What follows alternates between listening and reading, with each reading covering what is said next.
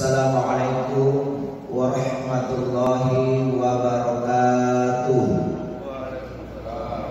Alhamdulillahilladzi hadana li hadza wa ma kunna linahtadiya laula an hadana Allah. Laqad ja'at rusul rabbina bil haqq wa nudu an tilkum jannatu uristumuha bima kuntum ta'malun. Allahumma sholli ala Muhammad wa ala alihi wa ashabihi wa man tabi'ahu bi ihsanin ila yaumiddin. Faqala Allahu fil Qur'anil Karim, a'udzu billahi minasy syaithanir rajim. Ud'u ila sabili rabbika bil hikmati wal mau'izatil hasanah wajadilhum billati hiya ahsan.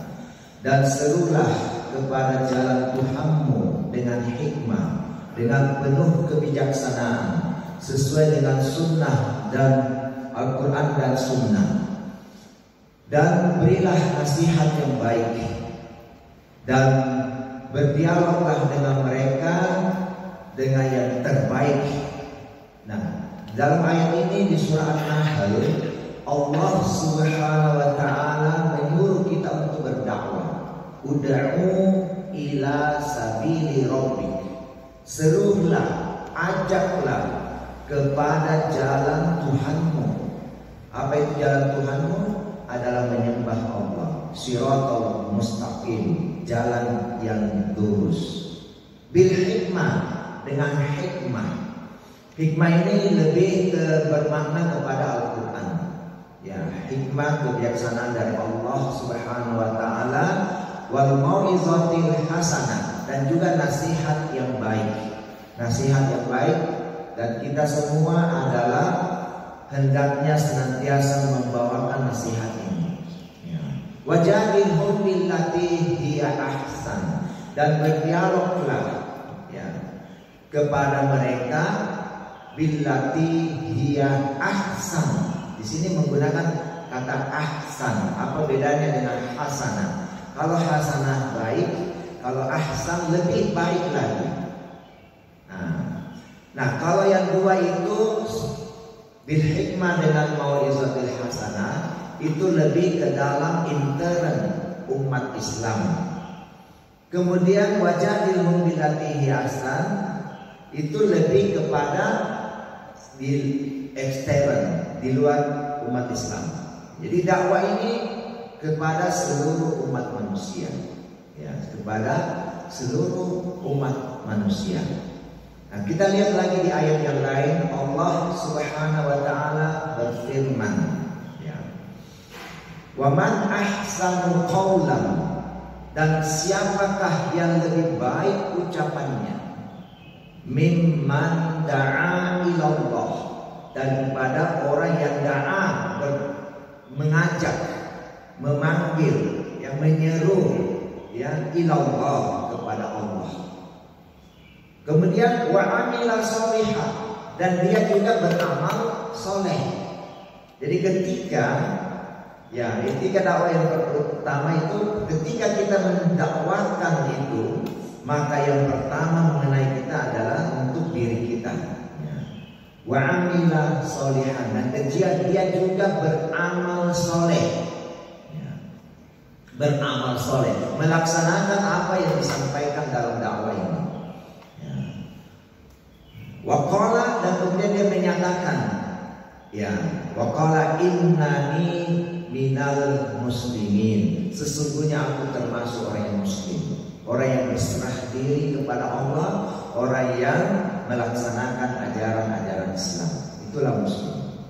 Nah, di sini kalau kita lihat ayat Allah menyatakan yang paling baik ucapannya adalah qaul ahsanu qaulan. Nah, ucapan yang baik di sini ada banyak terbagi dalam istilah Al-Quran. Ada qaulan karimah, perkataan yang mulia.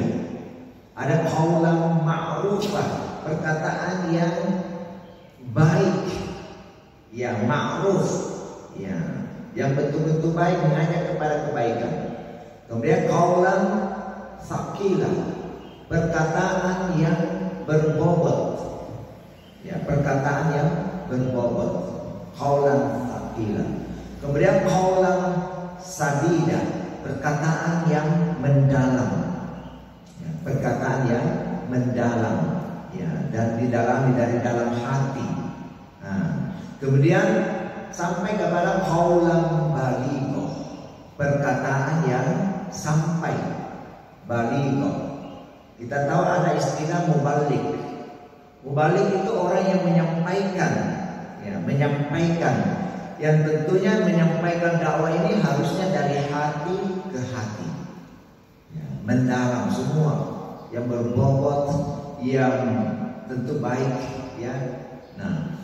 Nah, dakwah ini kalau kita lihat dalam sejarah perkembangan Rasulullah, dakwah Rasulullah SAW itu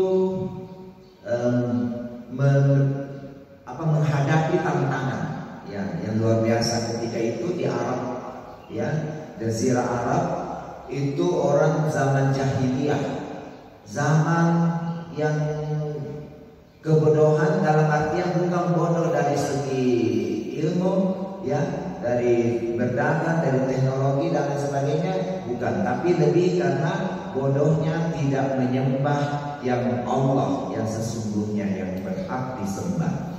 Nah, dan mereka punya karakter yang keras, ya, kita tahu hidupnya di gurun pasir yang gersang, ya. Nah, ini bagaimana bisa menundukkan, ya, tradisi kebiasaan, ya, jahiliyah ketika itu, yang sampai-sampai mereka, ya, membunuh anak-anak bayi perempuan, ya, bayi perempuan, menyembah berhala, dibuatkan sebagainya. Nah, diutuslah Rasulullah wa khataman nabi, utusan Allah sebagai penutup dan penyempurna dari seluruh nabi, Itulah Nabi Muhammad SAW. Nah, kenapa diutus di Jazirah Arab ini? Kita tahu para nabi-nabi setelah Nabi Ibrahim alaihissalam itu banyak dari jalur Ishak, Nabi Ishak, ya, yang sampai pada Bani Israel, ya.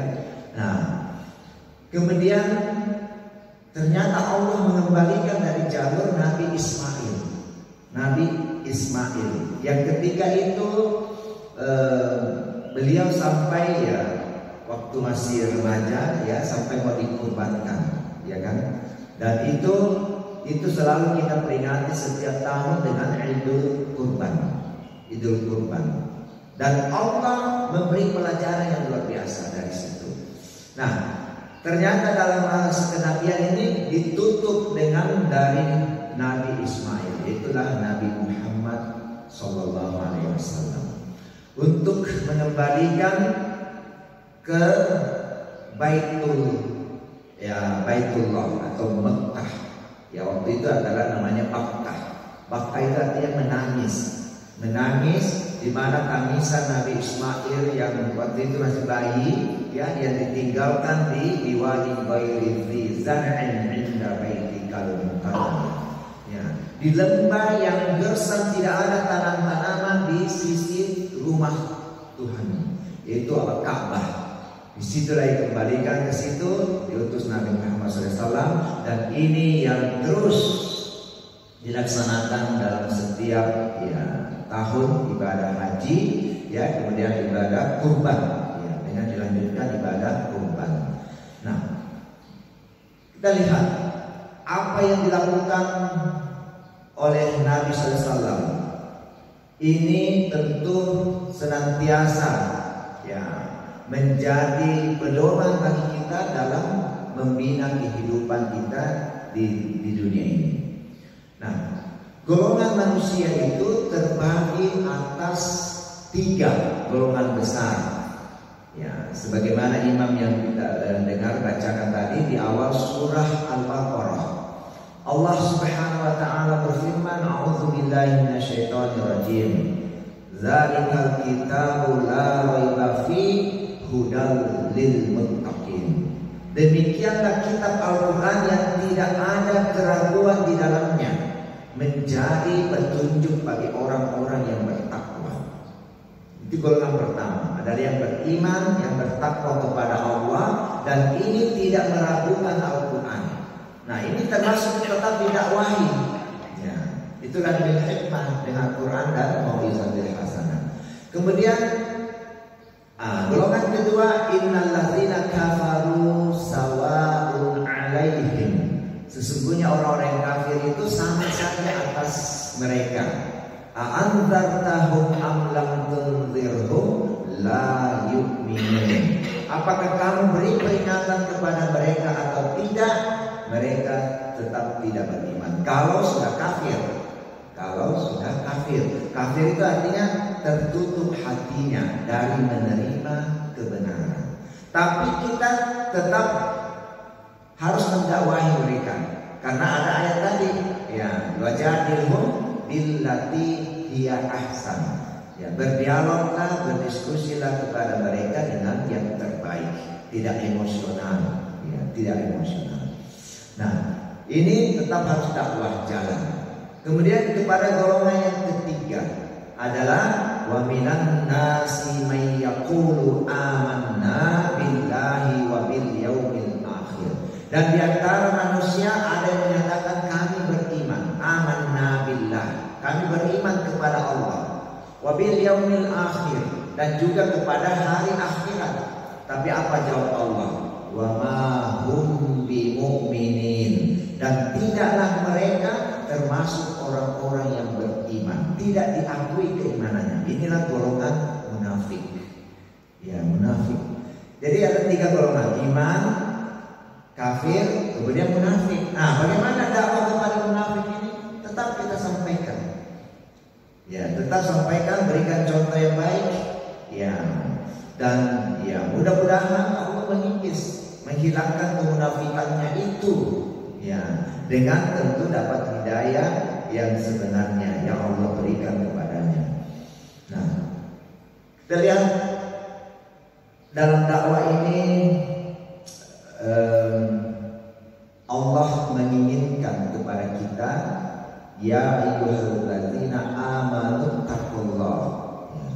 Wahai sekalian orang-orang yang beriman, ya, bertakwalah kepada Allah.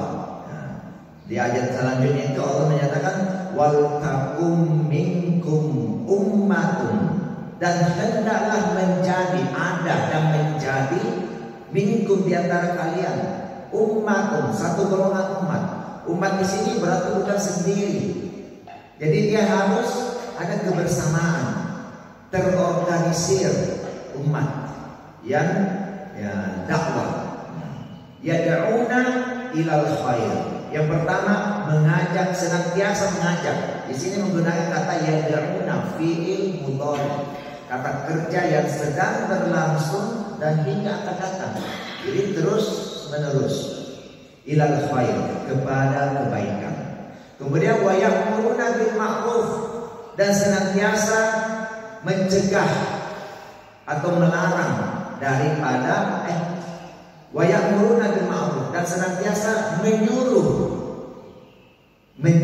Di sini kalau tadi yang pertama yad'una, menyeru, kekuatannya lebih sedikit kalau yad'una, tapi kalau ya'muruna itu kekuatannya lebih berat, lebih besar. Ya'muruna, menyuruh, memerintah, bil ma'ruf. Tapi di sini bil ma'ruf. Ya, dengan yang ma'ruf.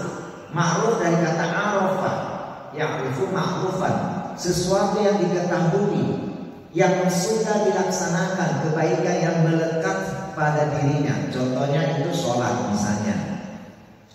Allah Rasulullah SAW bersabda dalam hadis itu, muru auladakum bis sholat, perintahkanlah anak-anak kalian untuk sholat. Ya, kata perintah. Nah, di sini sholat itu adalah al-ma'ruf, sesuatu yang ma'ruf, yang betul, kebaikan yang betul-betul sudah mendarah daging pada kita. Artinya dalam kita mau memerintahkan seseorang, hendaknya itu sudah kita laksanakan. Ini ma'ruf. Jadi ya'muruna bil ma'ruf, ya, lebih khusus. Kemudian yang terakhir adalah wa yanhauna 'anil munkar, dan mereka senantiasa mencegah dari kemungkaran. Mencegah dari kemungkaran. Dan ini lebih berat. Jadi kalau yang dua lebih kepada mengajak, menyuruh, memerintah, ya kebaikan ya secara umum. Dua. Kemudian yang terakhir, yang ketiga ini mencegah kemungkaran. Nah ini lebih berat. Dan tetap harus ada golongan kita yang menyuruh, mencegah itu kemungkaran. Sebab kalau tidak, sudah orang seenaknya saja. Orang merasa tidak bersalah, ya, atau merasa itu benar-benar saja. Dalam hadis Rasulullah SAW bersabda, "Man ra'a minkumul munkaran," barang siapa yang melihat di antara kalian, di antara kita ini ada salah seorang di antara kalian melihat mungkaran, satu saja kemungkaran, ya, falyughayyirhu, maka hendaklah dia rubah biyadihi, dengan tangannya, dengan perbuatannya. Fa in lam yastati', maka jika tidak sanggup, fa bilisani, maka dengan lisan, dengan ucapan ini. Ya. Dan jika tidak sanggup lagi, fa in lam yastati', fa biqalbi, yaitu dengan hati. Artinya kita membenci perbuatan itu, kemungkaran itu.